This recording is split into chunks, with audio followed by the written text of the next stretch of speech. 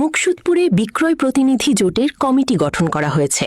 বিস্তারিত প্রতিবেদনে গোপালগঞ্জের মুকসুদপুরে কর্মরত বিক্রয় প্রতিনিধিদের অধিকার সংরক্ষণ, পারস্পরিক ঐক্য ও পেশাগত উন্নয়নের লক্ষ্যে বিক্রয় প্রতিনিধি জোটের নতুন কমিটি গঠন করা হয়েছে।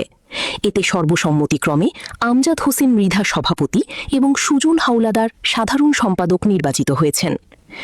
শনিবার ২৭ জুন বিকেলে মুকসুদপুর পৌরসভার গোলাবাড়িয়া উচ্চ বিদ্যালয় মাঠে আয়োজিত এক আলোচনা সভা শেষে সর্বসম্মতিক্রমে এ কমিটি ঘোষণা করা হয়।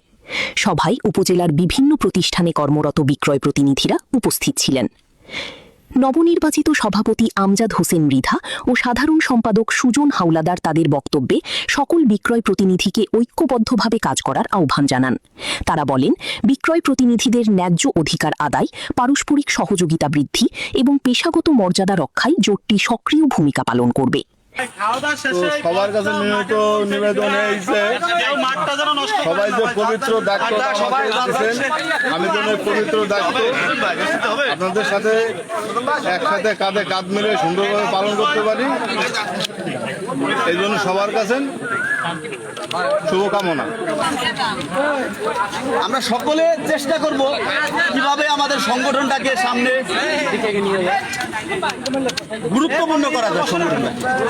এই সংগঠনকে জানি কেউ এমন কিছু না বলতে পারে যে না, এই সংগঠন তৈরি হলো কিন্তু সংগঠনের ভাবমূর্তি নষ্ট হয়ে গেল।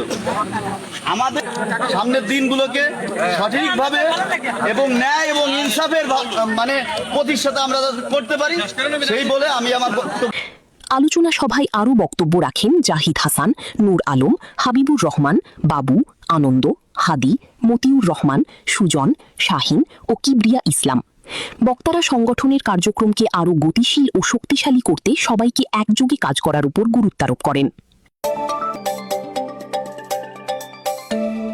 সত্য প্রকাশের নিরপেক্ষ বাঙালি খবর।